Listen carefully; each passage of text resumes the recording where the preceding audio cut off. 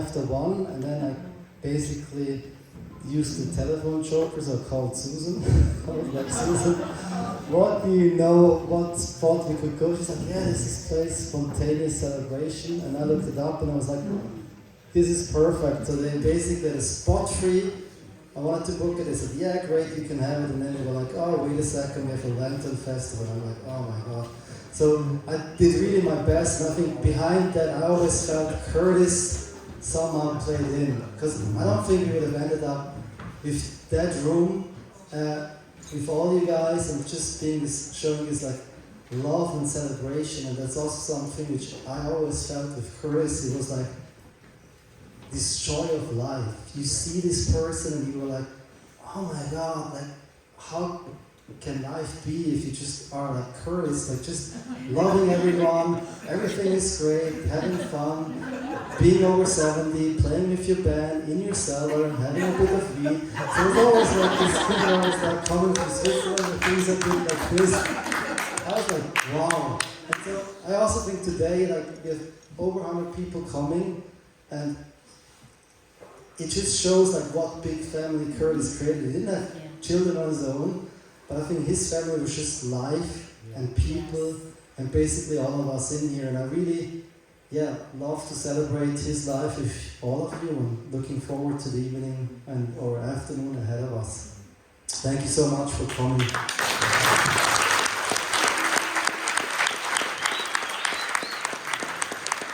So maybe quickly, like we'll have a few speeches also from close family and friends, and then we'll have a band playing, we'll have some food, and then some more speeches. But if some of you just feels the urge to speak and I didn't say anything, but I would like to say something, this is today. Just share whatever you want to share, come up, even if you didn't say you want to speak and you feel like it. Enjoy the afternoon and evening with us. Thank you so much.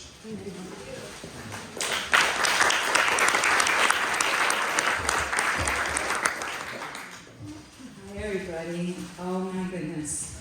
Wow. Aren't we lucky to live in a community, to be in a community of heart and soul and music and dance and creativity and justice.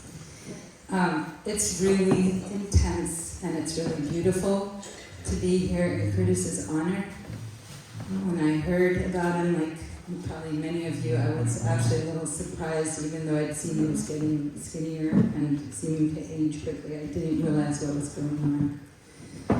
And I really just, the tears welled up because Curtis held a place of safety for me, literally and metaphorically.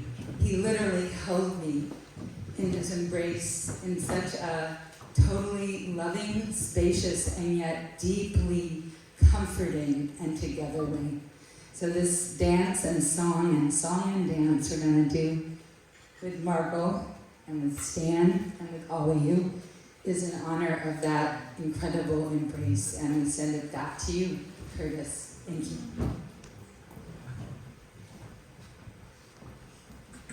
Good afternoon.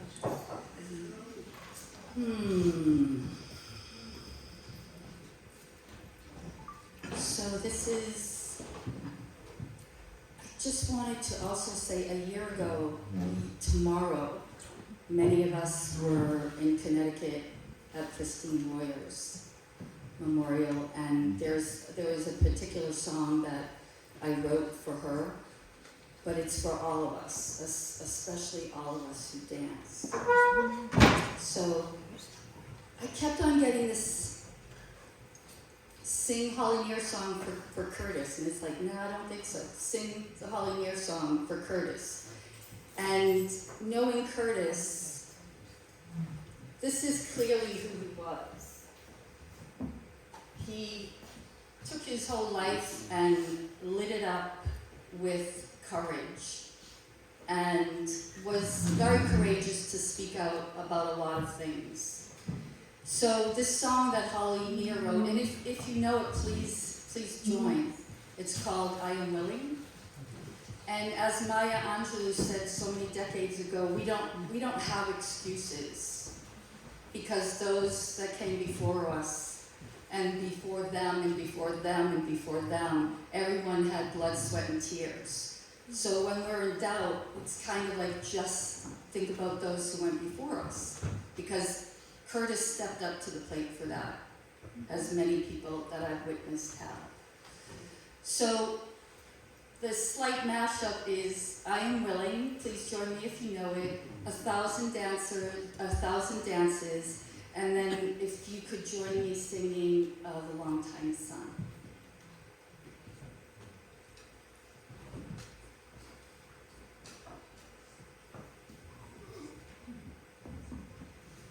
Technical difficulties. And Stan, if it feels right, he'll join in. So, I am open and I am willing, for to be hopeless would seem so strange. It dishonors those who go before us, so lift me up to the light of change. There is a hurting in my family, oh, and there is sorrow in my town. There is a panic all across the nation, and there is wailing the whole world round. But I am open and I am willing, for to be hopeless would seem so strange. It dishonors those who go before us, so lift me up to the light of change. May the children see more clearly, and may the elders be more wise. May the wind of change caress us, even though it burns our eyes. Oh, but I am open and I am willing, oh, to be hopeless would seem so strange. It dishonors those who go before us, so lift me up to the light of change. Give me a mighty oak to hold my confusion, and give me a desert to hold my feet. Give me a rainbow to hold my wonder, and give me an ocean to hold my tears. But I am open and I am willing, for to be hopeless would sound so strange. It dishonors those who go before us, so lift me up to the light of change. Oh, yeah. Go, Curtis.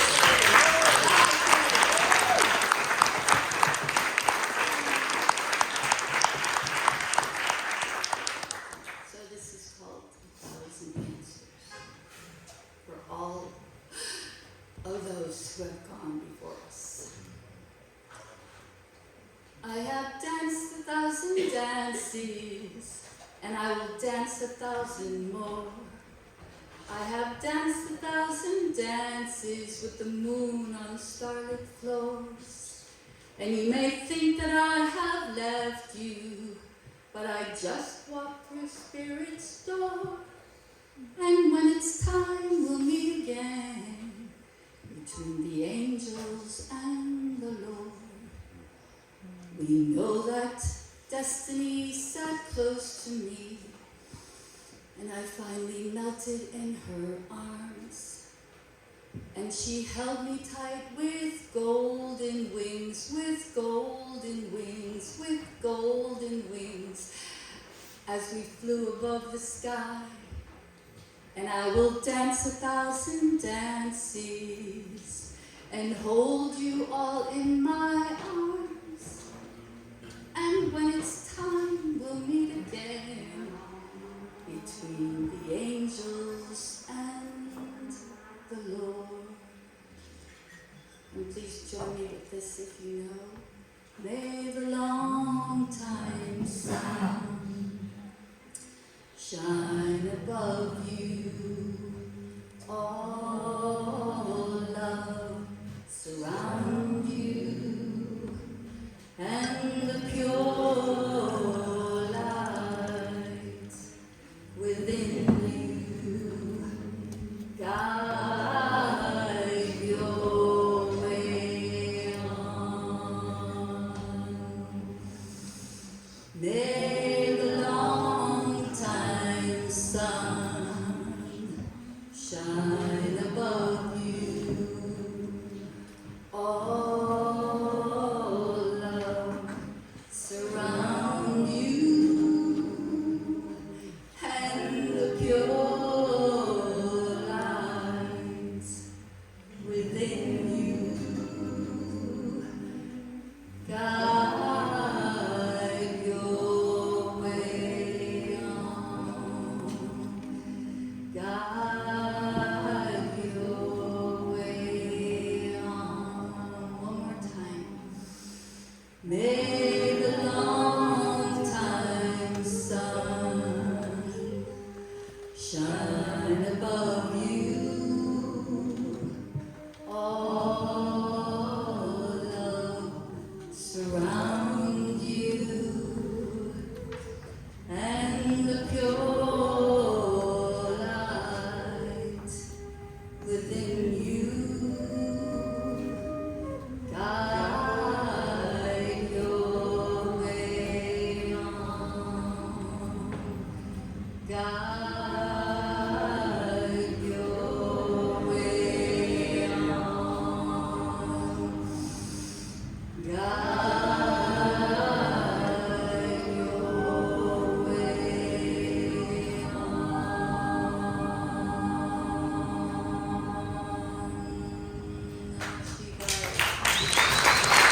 way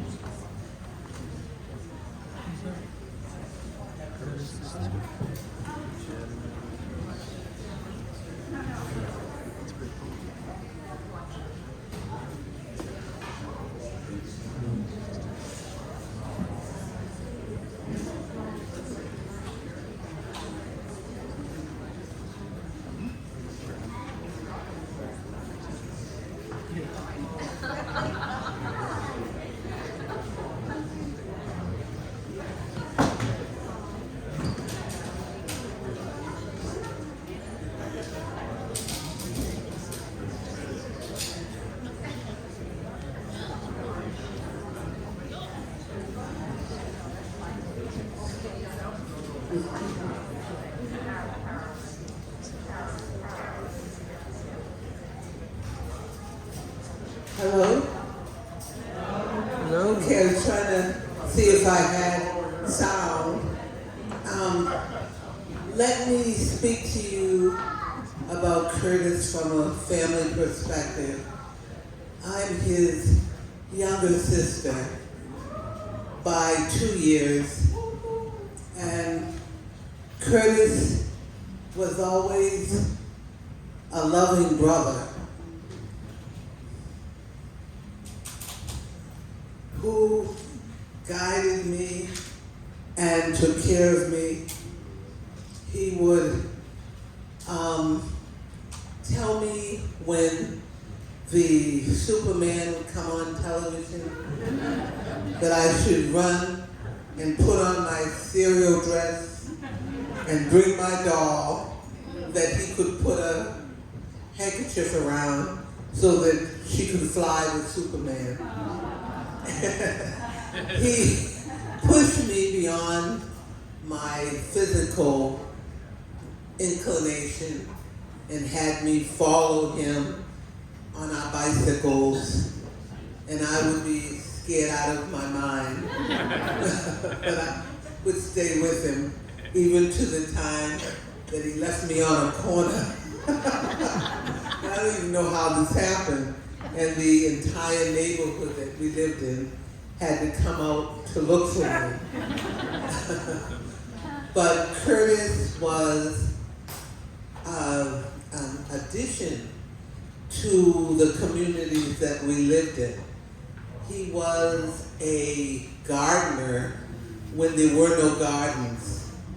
And the location that we lived in, one person had a garden, and he hated children because they would come into his garden and disturb the beauty he was trying to create. And so Curtis went into his garden and learned from him and helped him to cultivate his garden and tame the children of the community to respect his garden until finally his garden became a community project. And Curtis was also the storyteller. He's the only kid I'm ever aware of in which other children would come to him as we sat on the stoops of our house, and they would say, "Curtis, tell us a story." And Curtis would tell them a story. And it would be a story unlike any that they ever heard, because it would be full of history, because Curtis also was a historian. And Curtis actually knew everything. He was one of those people who I don't think there was anything that he wasn't interested in. And he was a head of household because it was just the three of us, my mother and him. And Curtis took very seriously his support of our mother. It was like the two of them were a coordinated team to get everything done. She would get up early in the morning and make lunches and have breakfast food out and clothes laid out, and then Curtis would order that those things happened in her absence when she left before us, and he would march me off to whatever school we were going to as I trudged behind him, the wind in my face, crying, knowing I didn't belong in New England because I can't tell you how cold it was. But no person could have had a better brother than I had.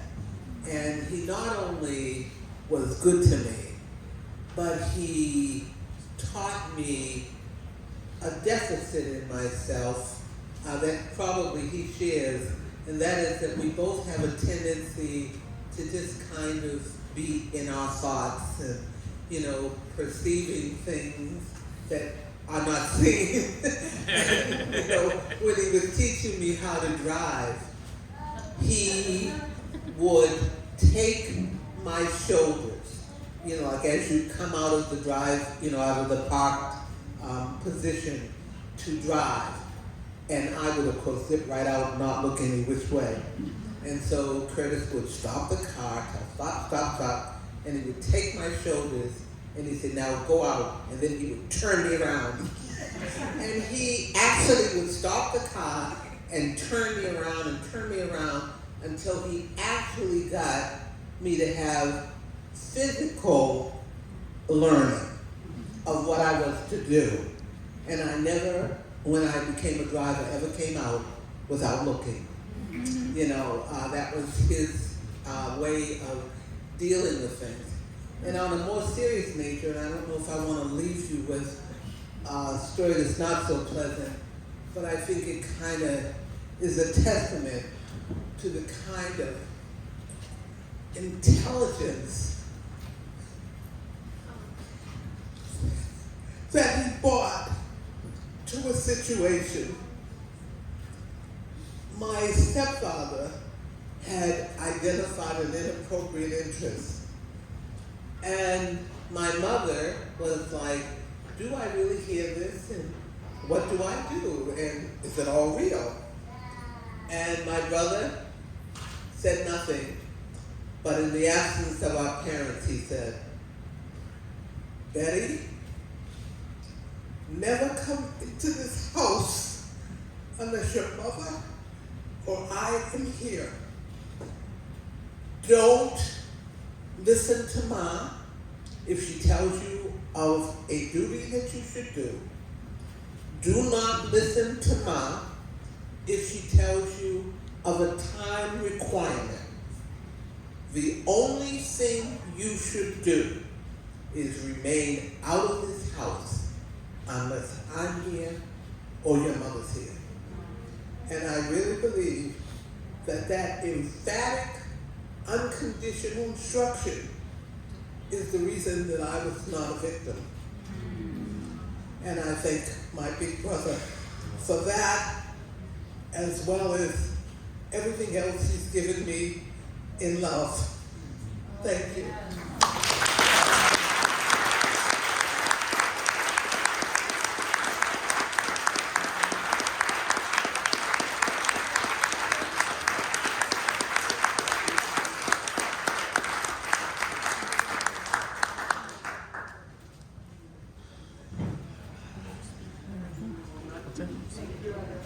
At some point.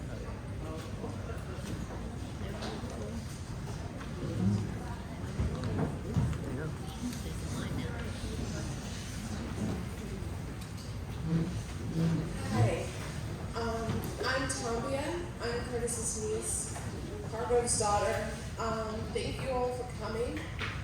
I don't really like to talk in front of people, so I'm not going to say very much, but when Mark and I were first thinking of what to do, we knew that a traditional memorial wasn't right for Curtis, that it just didn't feel like him, and we felt like we wanted something that reflected Curtis's spirit, and something that brought together the different pieces of his life, and the love and the joy, and as Mark said, the cheer.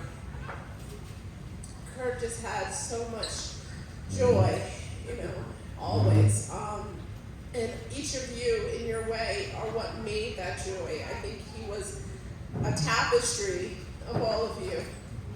And we spoke to Jesse, who is almost like a surrogate son. Ricky, Lori, Kurt. Kurt took a little piece of Jesse. And Jesse said that he and Savitri had been thinking the same thing, that it should be joy, it should be love, it should be community. And for me, Kurt was my favorite uncle. I look at my dad because he has brothers, but I don't know, Kurt just stole it. I don't know. And I think part of it was just that he always just got down there with you. He took me on my first hikes, and now I love to hike. He showed me how to garden, and now I love to garden. I remember him taking me on walks and showing me which plants you could eat and which ones to stay away from. And he just made everything fun. And he was, as someone said earlier, a warm embrace too. Just coming into his presence was just coming into warmth and love. And you just kind of wanted to be like him. And I'm gonna really miss him. And I'm just thankful that you all can be here, and I'm just really happy to see pieces of Curtis's life that I didn't have a chance to be part of. So thank you.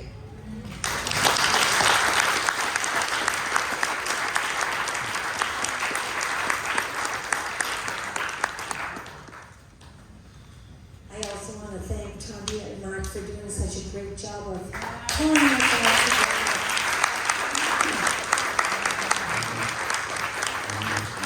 And at a distance, which I know is no mean feat, so that was really good.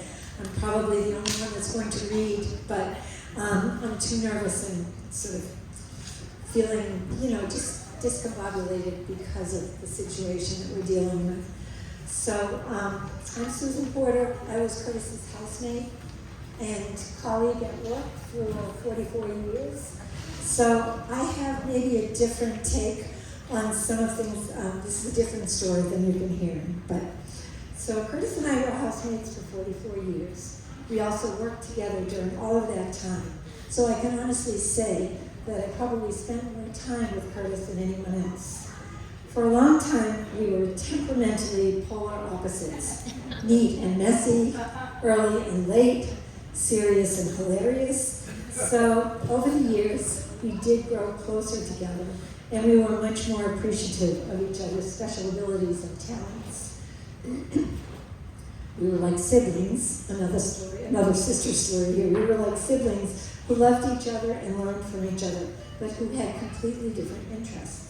Outside of work especially.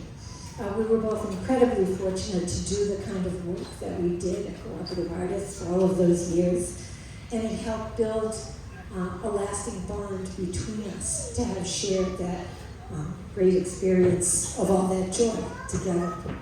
So, as his housemate, sister, and colleague, I once wrote Curtis a 9-page letter about all the things he did that drove me crazy. Took a lot of thought and effort, but I decided it would spur a conversation about day-to-day life in our house. And even though we already had group agreements, we had all of these rules and guides for how to treat each other in the house. I just felt that if I could remind him of some of those agreements and we could talk, he would magically transform into a person more like me. Amazingly, Curtis responded gently, and he said he would try to do better. And he did. By the time it was just the two of us left at Forest Hill Street, we had arrived at a fine balance. We both became better listeners. We were really a good team at work and at home. And we appreciated each other's strengths and our limitations. And we supported each other in reaching towards our individual hopes and goals for our future lives. So looking back on that 9-page letter that I wrote to him, I think of how horrified I would have been if he had given that to me. And I realize now, of course, that his wisdom and his humor allowed him to let me bounce off him and crash into him metaphorically for all of those years and never have ruffled feathers. That's another thing I'm truly grateful for. I'll miss him and think of him every day, and especially the vision of him in his beloved raggedy blue and white bathrobe and his bunion slippers sitting at the kitchen table, absorbed in some book or radio talk show, enjoying life to the fullest, just being himself. My brother, Curtis.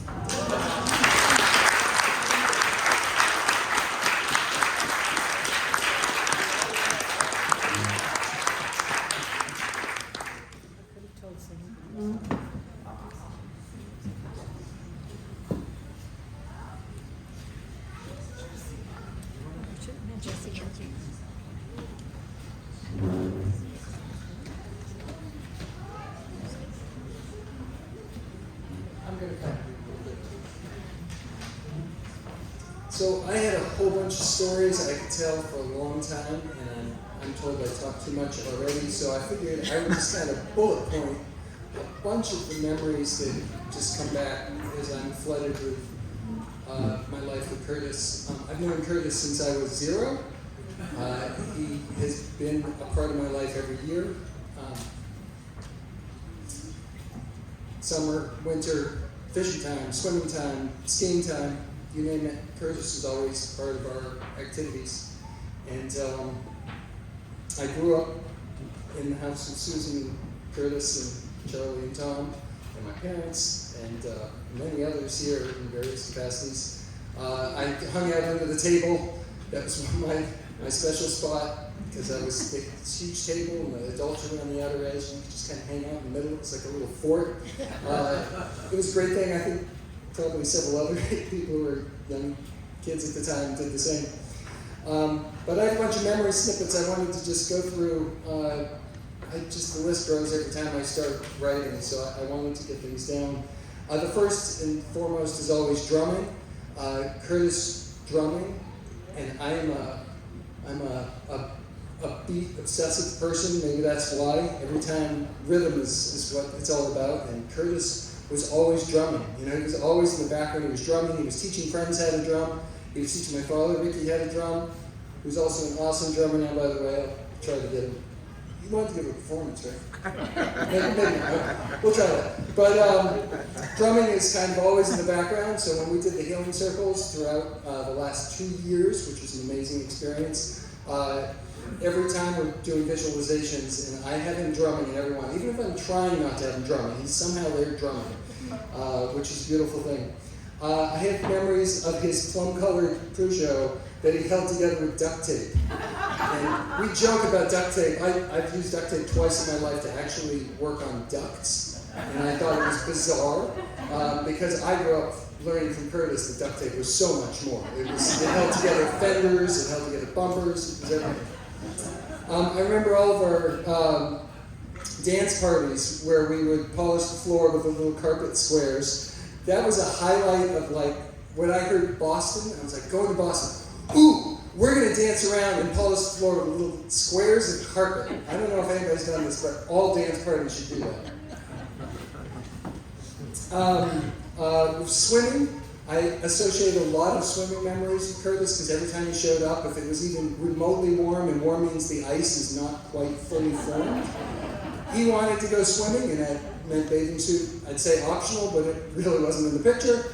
And he would run to the nearest body of water, and he was in there. All of our friends' ponds, the stream, the culvert down the road from our house was one of his favorite spots, and he just absolutely loved it. You know, I can totally see him coming up out of the water with a just clear breath of air, that amazing embrace of life that he had, and he gleamed with joy every time he came out of the water.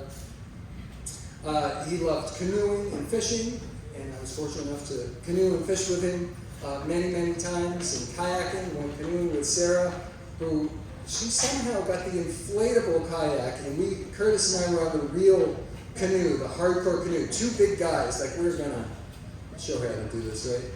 And she is amazing. Sarah was a huge part of Curtis's life, and she beat us on this inflatable, like it's like you're dragging an anchor craft. It was absolutely amazing to us, which is testament to Sarah, but also testament to Curtis in having wonderful people in his life.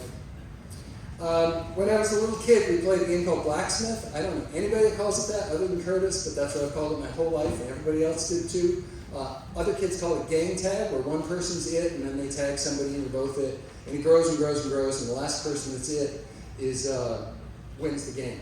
I don't remember the game ever ending. I just remember the middle of the game. But he was always the first person to hit, right? He was very strategic. You know, he was a chess player and a Go player, and he would always figure out the terrain of the land and how we're going to send some scouts out there, and we're going to figure them. We're going to drive them up the hill by the barn, and they were going to. And it was like this beautiful master plan. And he loved it. Like, for him, it was a different game than the rest of us, which was just terrified to run away and not be it, right? He was always camping. Every time he showed up at our house in Corinth, in Vermont, he would grab the tent, go up on the hill somewhere, and set it up. That was top priority for him. He loved being outside, and he's Curtis in nature, go hand in hand, of course. And he would always stay in the tent until, very, very recently. He would camp on the porch maybe, but he still liked to be outside. As I mentioned earlier, making huge pancakes. Once he got out of bed, he'd stay in the tent until like 1 in the afternoon or something, and then show up to make breakfast for us. And we're like 2 meals in already. But he made great pancakes that I'm still trying to get that same type of pancake. They're like the size of a plate, whole wheat, just super hearty with lots of syrup, and the memories. The chemistry with my father, with Ricky.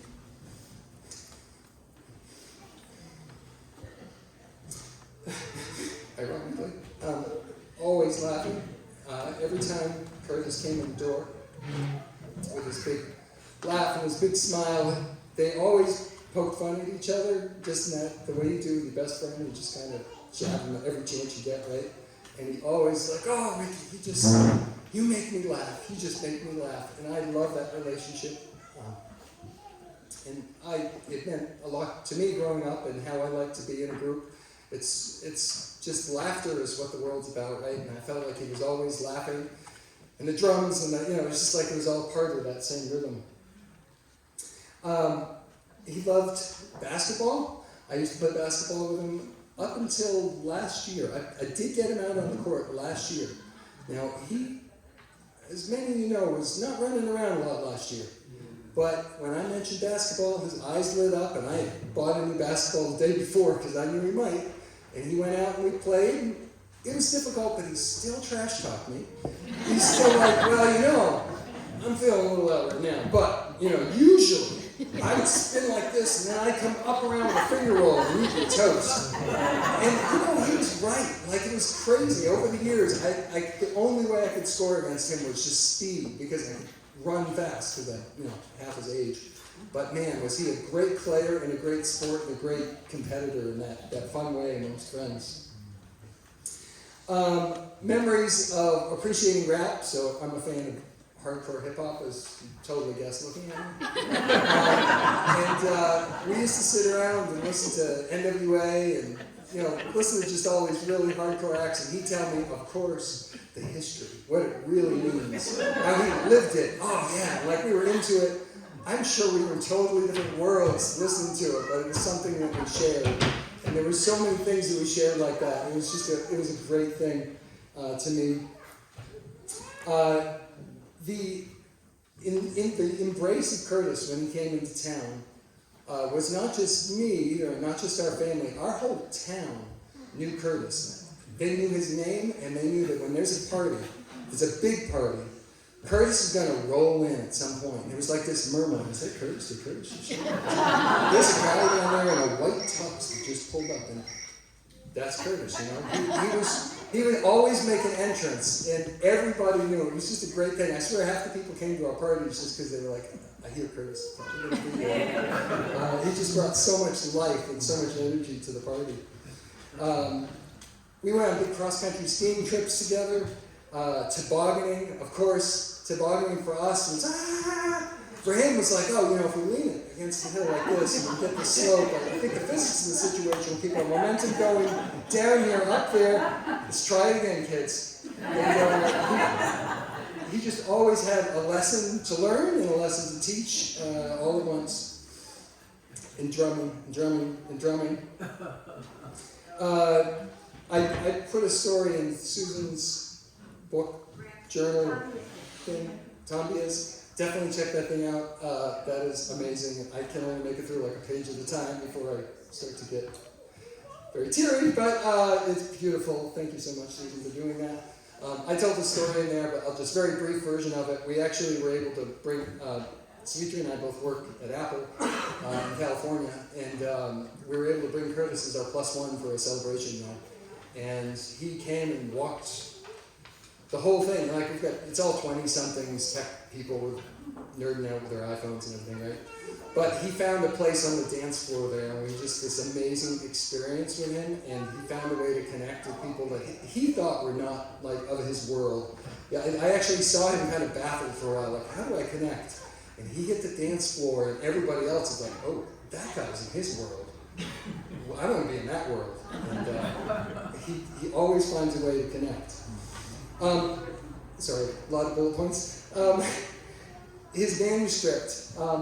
It seems like it's been his whole life that he's been working on that book, that manuscript. It's going to tell it all. fortunately, on August 27th, we were having a party for our son's 21st birthday, who Curtis has had a great connection with the show as well, which has been very special to see that kind of pass through generations. We got Curtis out. This is 1 week and a couple days before he passed, and he was partying and hanging out and telling stories, and it was pretty cool. But he asked me to print his manuscript because he wanted to just look at it and check out a few last things. And I printed, it's a big document. I almost printed another copy here, but it's not exactly like dinner reading. But it's cool, and I printed it and handed it to him, and he, again, his eyes lit up like a little kid. He was just like, I wrote this, this is amazing, and it really is an epic achievement, so if anybody wants to read it, he wants everybody to read it. He wants to be very public. We have it digitally and can get it to everyone. Just a couple of things I'll mention. We went to a couple Celtics games with Curtis and with Susan, which was awesome, and I just thought it was funny because we had this episode that we were sitting there and Curtis got up and went to the bathroom, and the people behind us were like, who is that guy? Who is it? We know who he is. We know that. What's his name again? And they never told us who they thought it was, but we're almost positive they thought it was Bill Russell, the way they ran it. And he did have that air. He had that vibe, and he was sitting down, and he's a big guy, right? So, but it was just funny. It was a great time for us for the evening. And then I wanted to mention TV shows, just because there were a couple special scenes. Game of Thrones, he's like a big Game of Thrones addict. And I don't know when that was, maybe a year ago or something, he was like, I missed some of that, which he turned out like missed the last season. So Ashok and Curtis sat down and watched the whole season end to end. They were up all night watching it. And of course, Curtis, it's like, and you can understand, now this teaches you how the Etruscans were taken over by the Romans, then the Greeks, and he's always got an angle.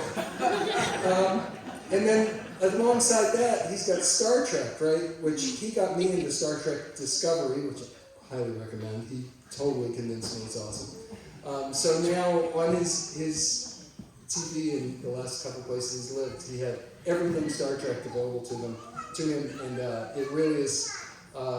It's great to watch a show like that with him because he teaches you everything. It's just a conduit to how the world works. He's just a master teacher. I'm just going to mention two other things. I didn't want to leave out bullet points. I wanted to mention a friend of ours, Penny, who's one of our absolute best friends, and we just spent a bunch of time with us last week. I was sitting talking to her, and she had the opportunity to meet Curtis fairly recently, and she was very saddened by his passing. And, there's always I'm sad that someone's no longer around. That's always a scary and saddening thing.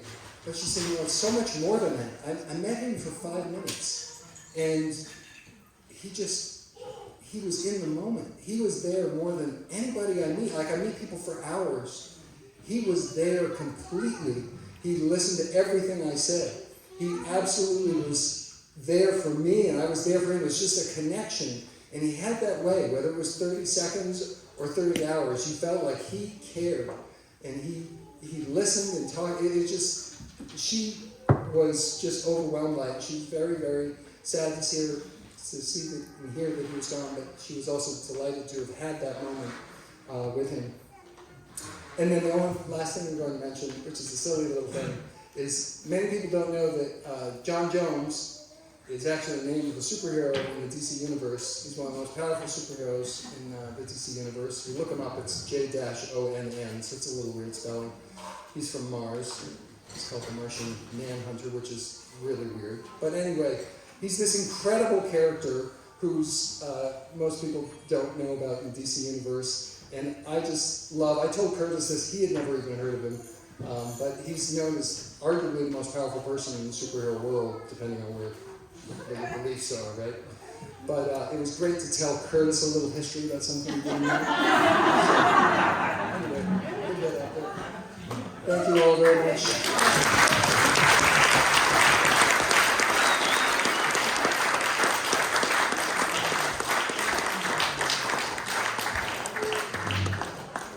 Told you I blather.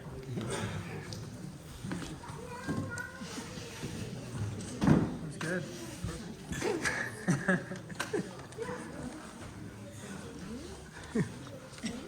Is that for a hand? Thank you. Thank you.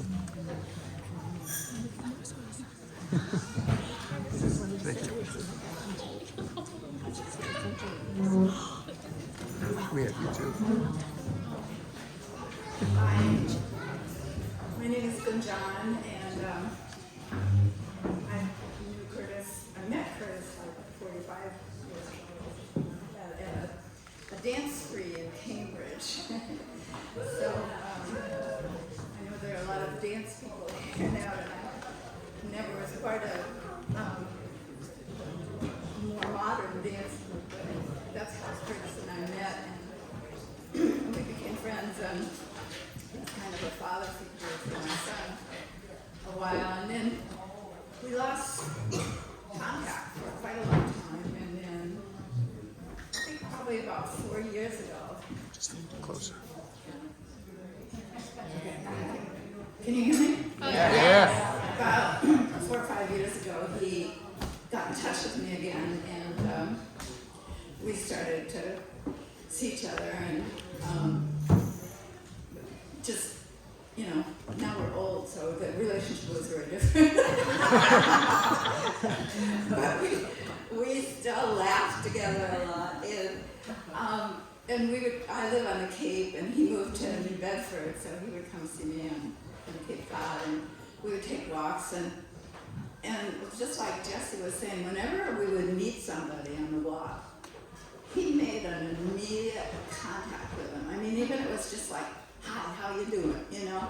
But it was, people really responded to him. And then if it was a longer conversation, he would learn what these people were doing. And he always made people feel important. And so it was fun to be with him, you know?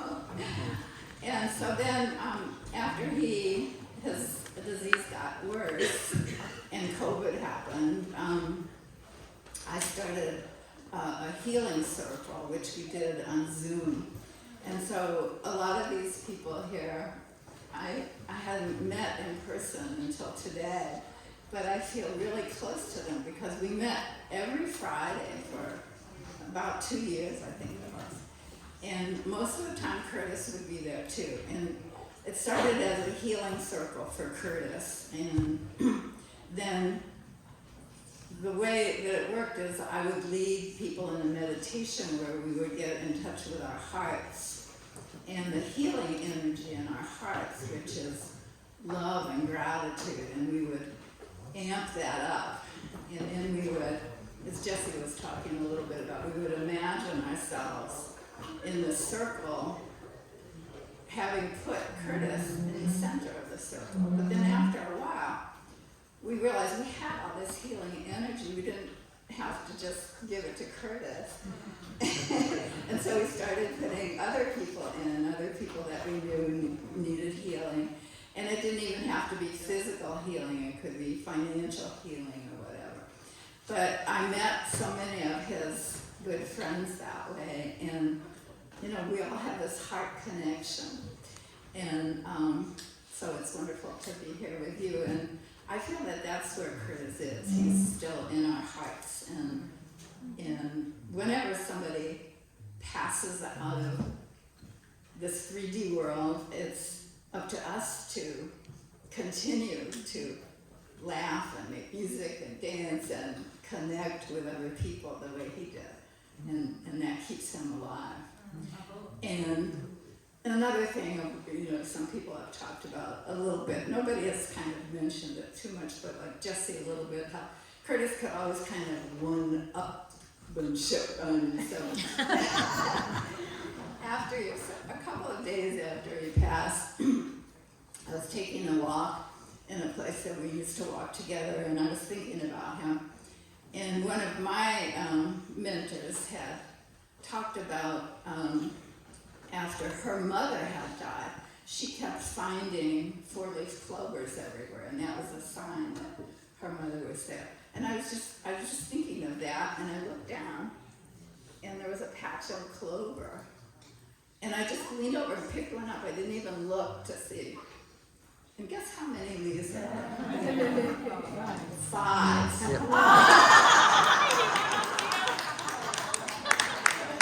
I said, that's Curtis for sure. So I'm sure he's here now, and he one-ups us all if he could. Thank you.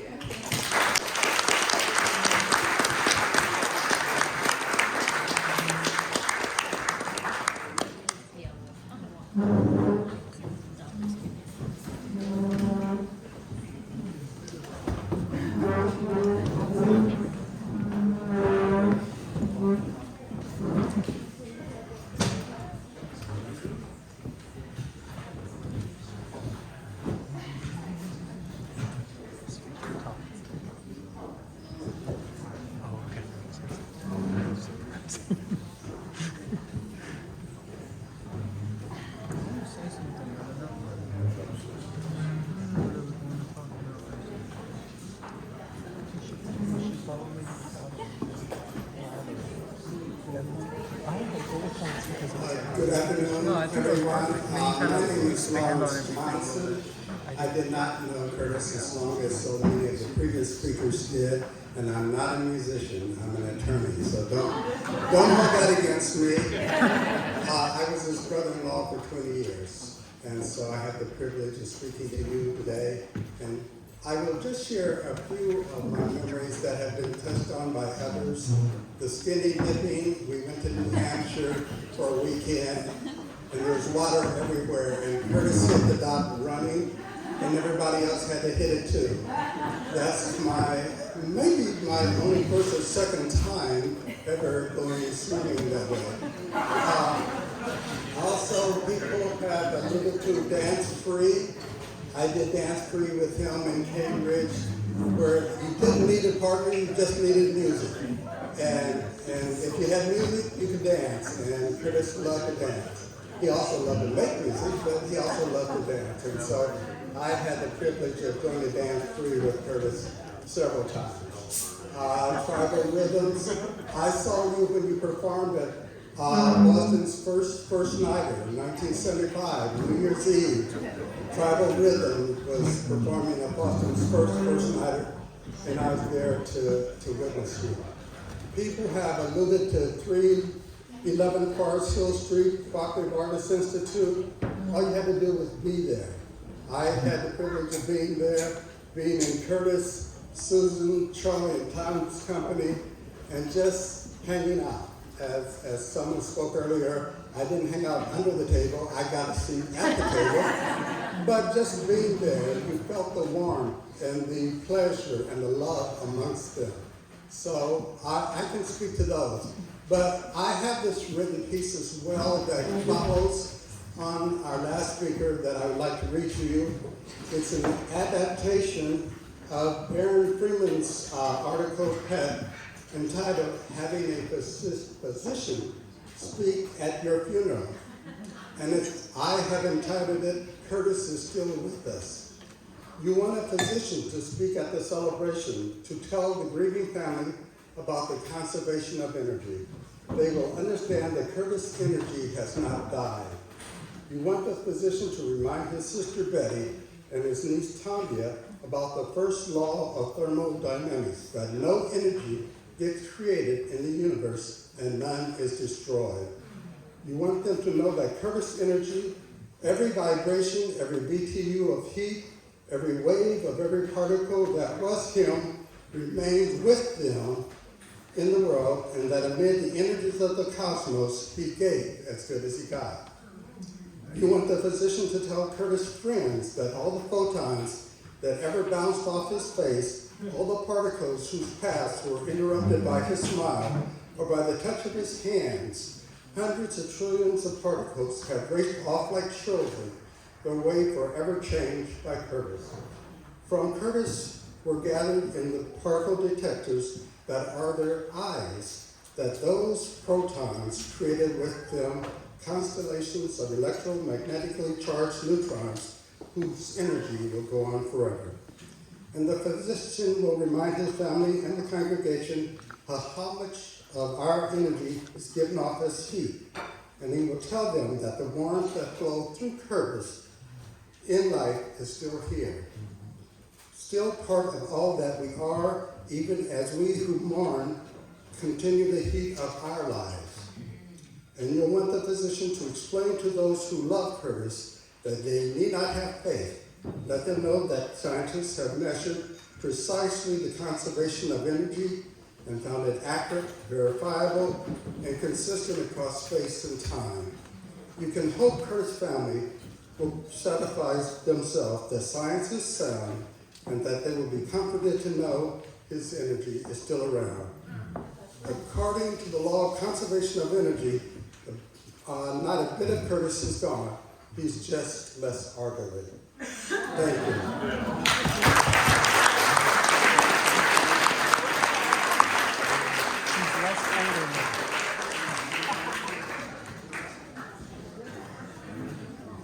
His particle composition is adjusted.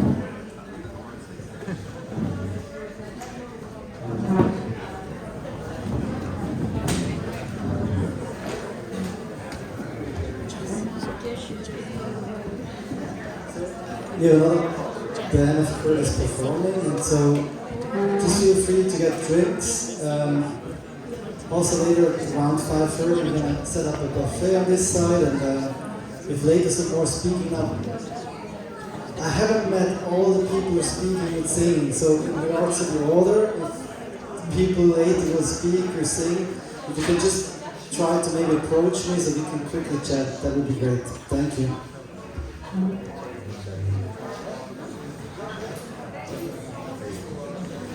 Hello. I know our friend Curtis is a dedicated humanist, a true believer in the human spirit. As far as the extension of the human spirit beyond the passing of the body, he was a bit skeptical. In fact, he said, you die, there ain't no more, that's it, that's the whole story. So I'd like to read him this blessing, because he was always adaptable to situation. So I'm sure, he can work up his ears for this. This is a poem by the Irish poet John O'Donoghue. And appropriately enough, its title is Blessing. Now, if I can read it. On the day when the weight deadens on your shoulders and you stumble, may the clay dance to balance you. And when your eyes freeze behind the gray window and the ghost of loss gets into you, may a flock of colors, indigo, red, green, and azure blue, come to awaken in you a meadow of delight. When the canvas frays in the color of thought, and a stain of ocean blackens beneath you, may there come across the waters a path of yellow moonlight to bring you safely home. May the nourishment of the earth be yours. May the clarity of light be yours. May the fluency of the ocean be yours. May the protection of the ancestors be yours. And so, may a slow wind work these words of love around you. An invisible throat to mine your life. You hear that, Curtis?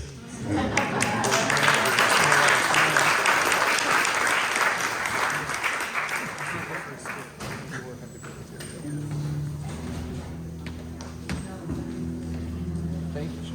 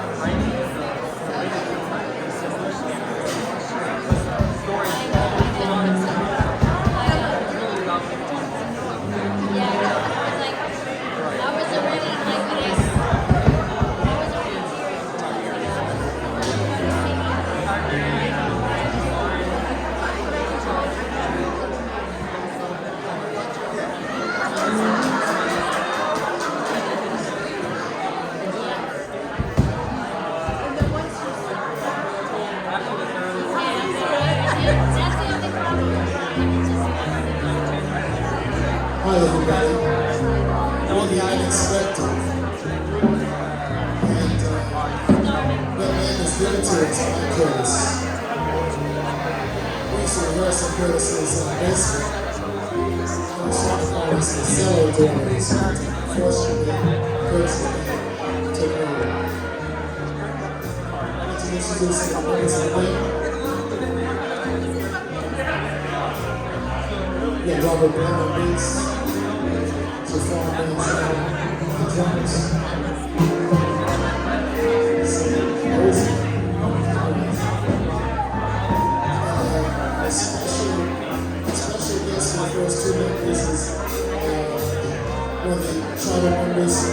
Creek. Tom, on the tenor.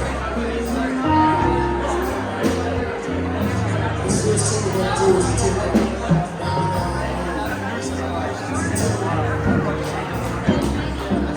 not too hard, can I hear? How's it sound like? Somebody, Stan, how's it sound like here? Not too loud. This tune represents Tom Mendes, which was when he was with the Buccaneers, the John Buccaneers, back in 1968 and 69. From that came Black Music Incorporated. And from Black Music Incorporated, that was the inspiration for Broken Artist Institute. So, that really moved.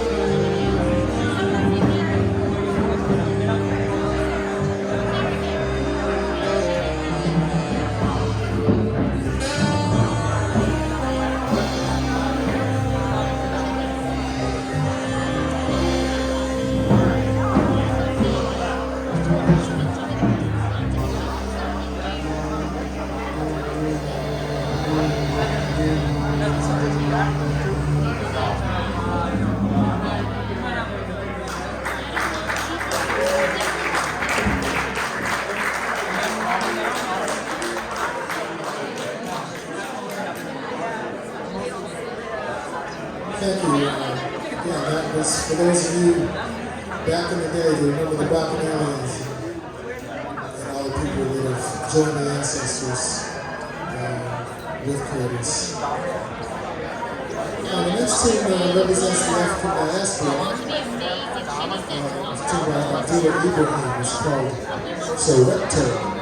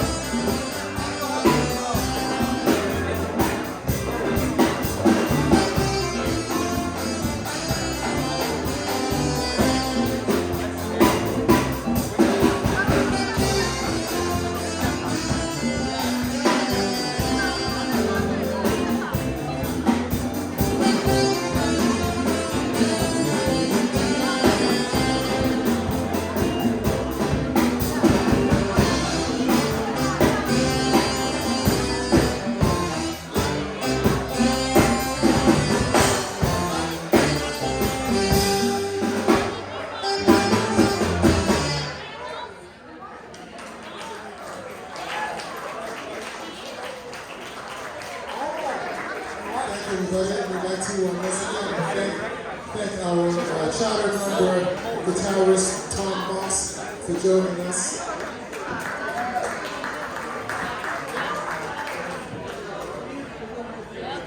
Show Molly Ringwald's in it from 16 Candles and Beulah's Bit. Well, the next thing we'd like to do for you is a piece written by great saxophonist and composer, right here in Boston, Bill Pierce. And I wrote some lyrics that she approved. We recorded actually.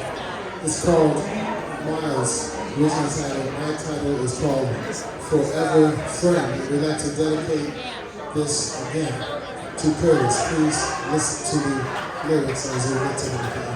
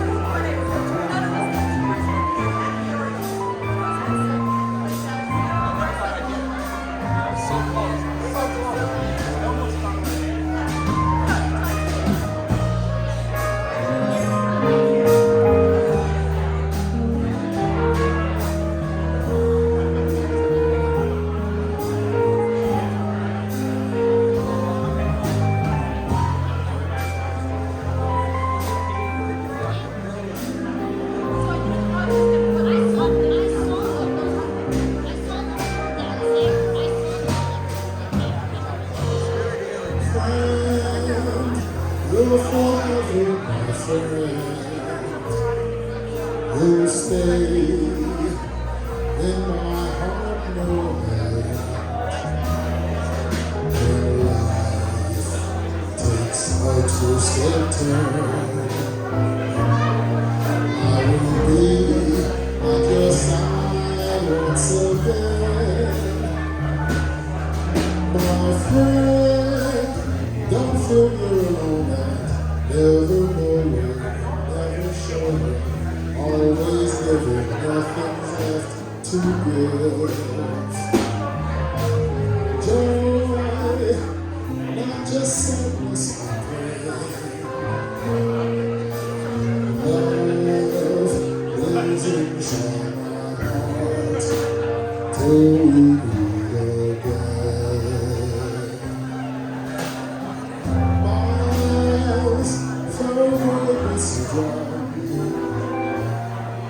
Your smiles, distant memories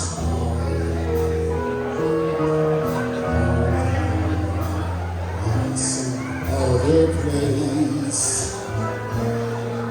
I can see in my mind that your face reflects everything you have withstood, the heartache and the heartbreak, all the triumphs, hopes, the red and gold. Now, as we face our goodbye, no, we will meet again. Love will be.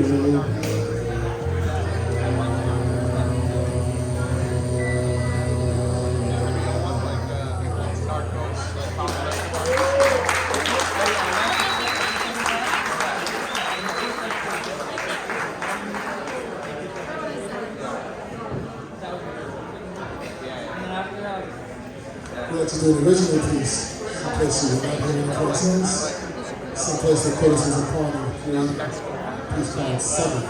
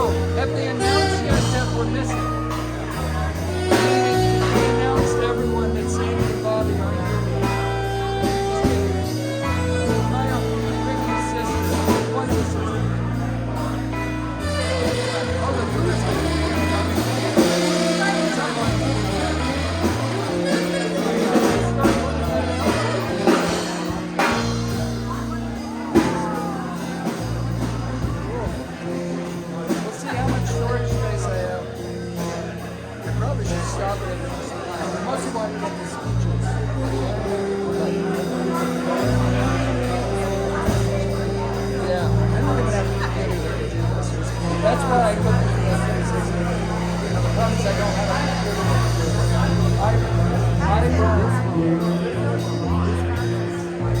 bunch. I might be able to. I should be able to. We'll see. With my work map, you know, like my Windows box is $2,000. That's true.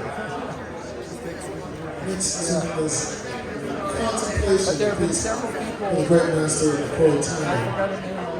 put us While the other with the general families who put this on together this contemplation. So I just told her that probably just have everything sent or whatever, and we'll compile it and make it over there.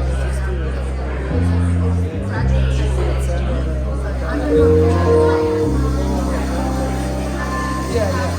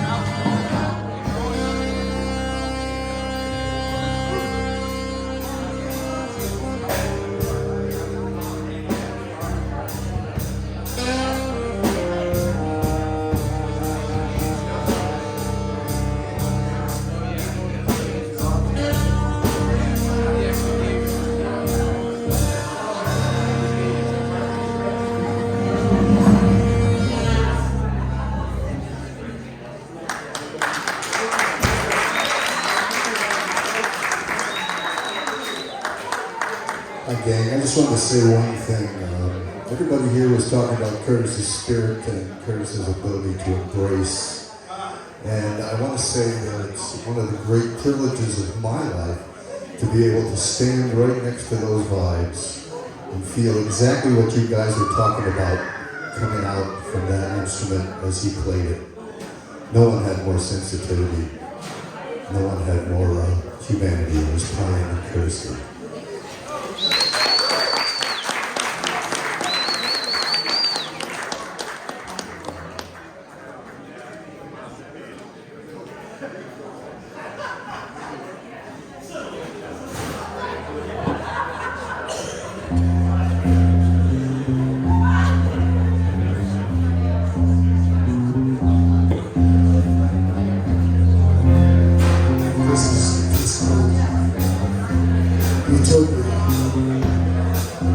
It's a special place. A place that people doing the kinds of work, being the kind of person that Curtis Jones was, moving us in that direction. So we'd like to give you a little musical piece of that piece. Come on. This one.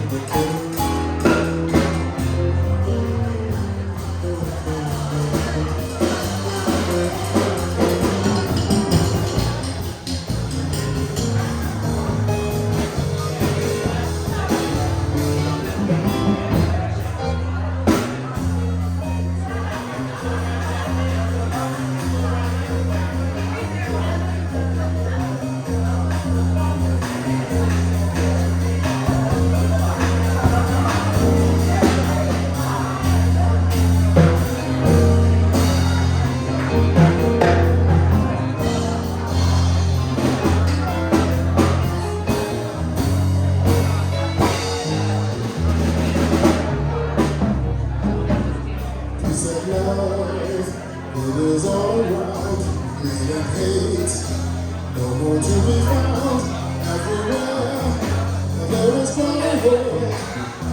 When we believe things can be this good, there is clean, golden sunshine bright, justice reigns.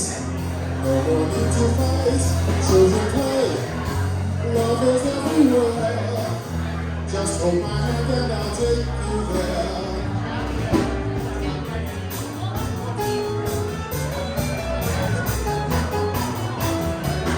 Pleasure, person, good, is healthy food. Bountiful place that works for all of men, as it should. To rise to a brighter day with your eyes. It's not far away as we strive. We can reach the heights. We will create our utopia.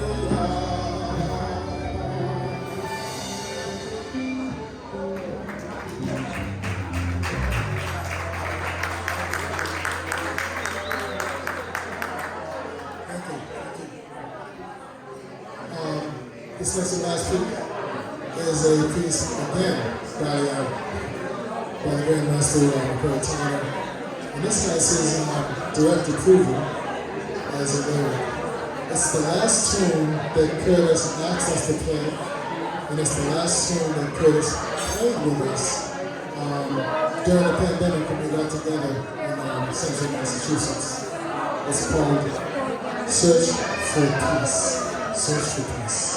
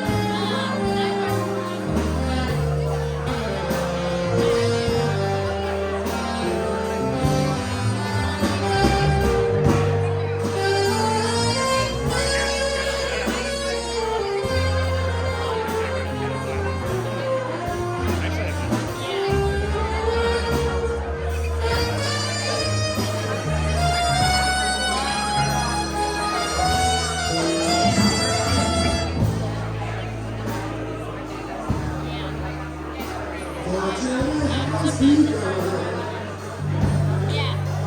I manage a small Our voice to the one.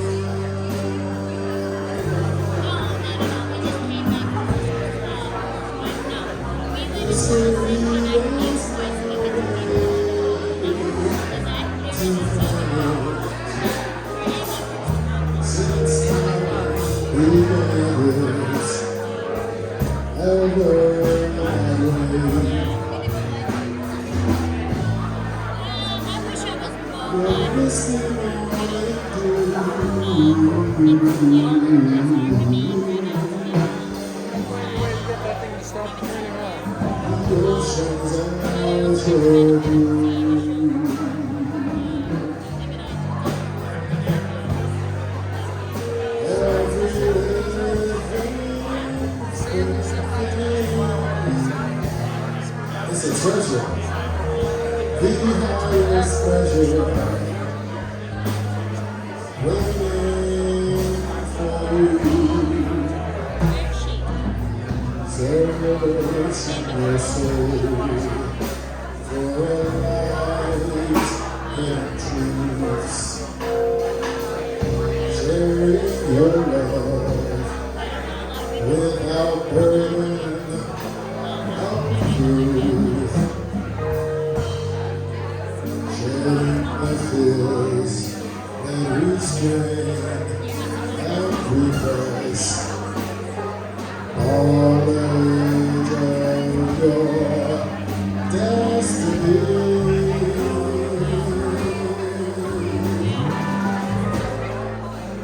Your highest sense unfolds.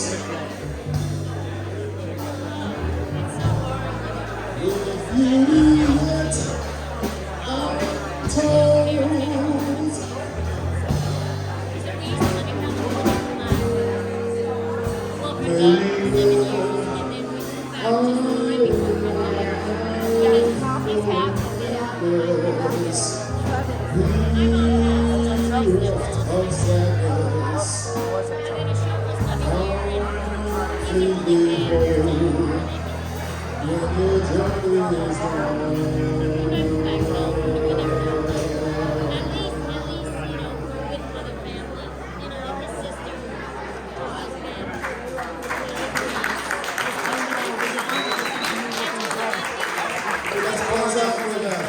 Something that represents Curtis as a percussionist.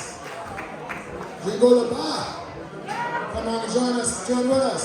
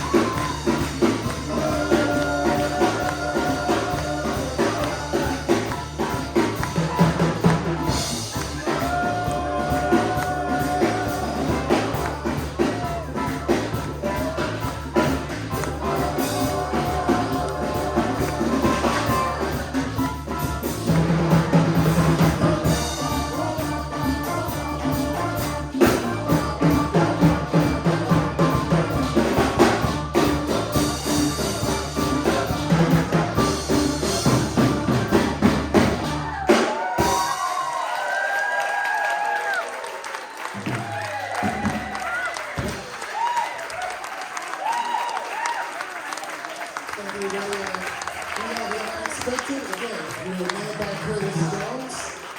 And I'd like to introduce this speaker in the group, Sam Bozeman on piano, Thomas Monks on guitar, Stefan Manzel on drums, Robert Blum holding the bottom, yours truly, Cyril Chapman on vocals and saxophone and noise. And special guests and members of the committee and long highest standing. It's an honor to play with Stan Strickland. Coley. And Michael.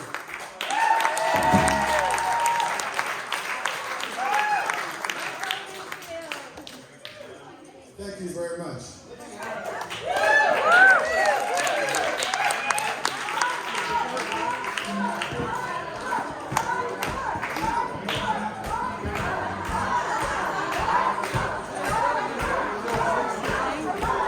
Maya, check this out, okay? We're gonna go eat, but for now, decide me and myself, we're gonna do a folklore Stop thing. this for a while.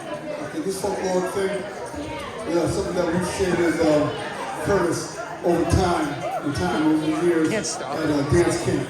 Right? And we're going to do a tribute to Curtis with a song Balasueo. And then we're going to Afro Blue. Right? And Daniel, you here, you're supposed to come up and sing with us, right?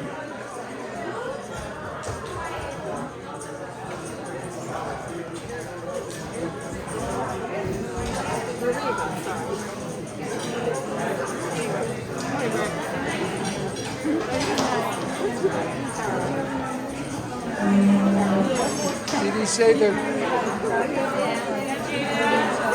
say they're taking a break and eating, then they're going to come back and do those? Or are they doing? So the band's going to eat, and they're going to do something else right now. I think Michael's singing with Jada. Oh. She looks ready. That girl's got. Oh, she definitely, she has that look like she's going. I just watched King Richard last night on the plane. She has that, I'm ready look.